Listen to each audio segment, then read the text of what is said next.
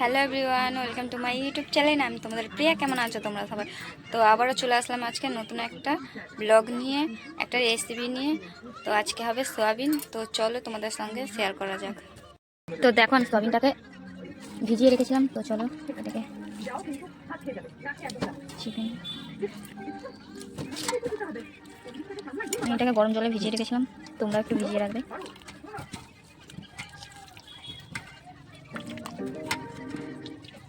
তো দেখো, যেহেতু আমার অল্প আছে সোয়াবিনটা, দেখো নুন দিয়ে দিলাম,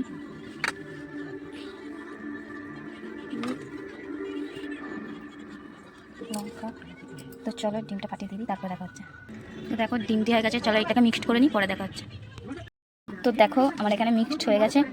তো চলো আমি এখন গ্যাসটা জ্বালিয়ে নিই। দেখো কড়াটা বসিয়ে দিয়েছি, দেখো কড়া বসানো হয়ে গেছে, তেল দিয়ে আছে। তো চলো তেলটা গরম হয়ে যাক, তারপরে তোমাদের সঙ্গে দেখা হচ্ছে। তো দেখো তেলটা গরম হয়ে গেছে, চলো আমি সোয়াবিনটা দিই। দেখো যেটা মাখিয়ে রেখেছিলাম, মিক্সড করানো ছিল, ওটা এখন দিয়ে দেবো গরম তেলে।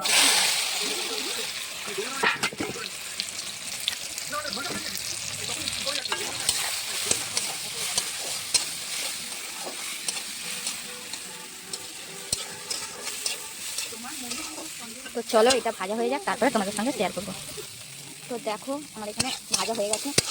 তো চলো এটাকে আমি তুলে নিই, তারপরে তোমাদের সঙ্গে, এটাকে আমি নামিয়ে নিই, তারপরে তোমাদের সঙ্গে দেখা হচ্ছে। তো দেখো আমি নামিয়ে নিয়েছি, আর এখানে আলু কেটে রেখেছি, পেঁয়াজ কেটে রেখেছি, আদা রসুন ছাড়িয়ে রেখেছি। তো চলো কড়াতে তেল দেওয়া যাক। তো দেখো কড়াই তেল দেওয়া হয়ে গেছে। তো চলো তেলটা গরম হোক, তারপরে তোমাদের সঙ্গে দেখা হচ্ছে। তো দেখো তেলটা গরম হয়ে গেছে। তো চলো আলুটা দেওয়া যাক। তো দেখো চলো আলুটা ভেজে নিই, আলুটা একটু ভাজতে হবে। আলুটা একটু ভাজা হয়ে যাক, তারপরে আবার পরে তোমাদের সঙ্গে দেখা হচ্ছে।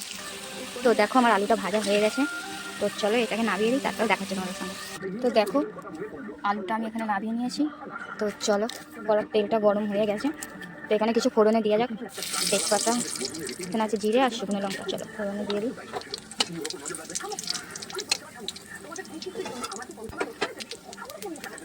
তো চলো পেঁয়াজটা দেওয়া যাক এবারে। তো পেঁয়াজটা দিয়ে দিই।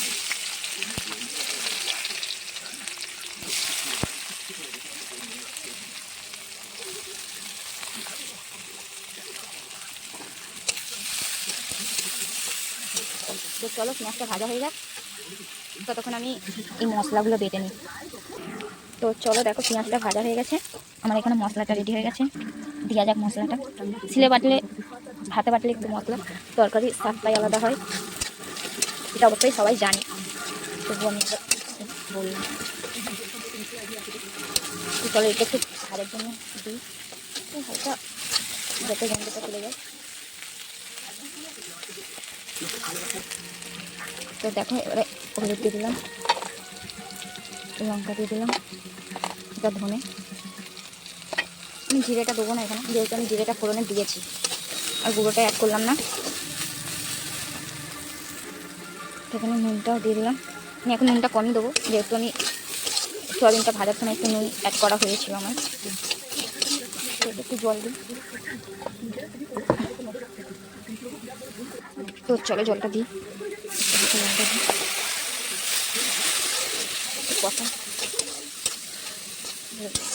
টমেটো দিলে আরও ভালো লাগতো, কিন্তু আমার এখন স্টকে টমেটোটা নেই, তাই আমি অ্যাড করতে পারলাম না। তোমাদের কাছে যদি থাকে অবশ্যই অ্যাড করে দিও। এবার এটা যেটা ভেজে রেখেছিলাম সেটা,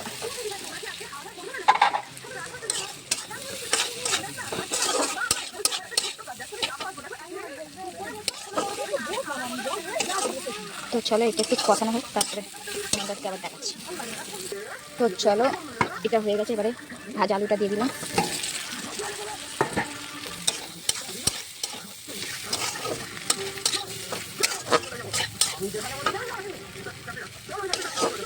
কালারটা কিন্তু দেখতে খুব সুন্দর লাগছে, আমার যেহেতু এখানে আলুটা কম আছে, তাই তোমাদের বুঝতে একটু অসুবিধা হতে পারে। জল দিয়ে দিলাম, প্রথমে অল্প জল দিলাম।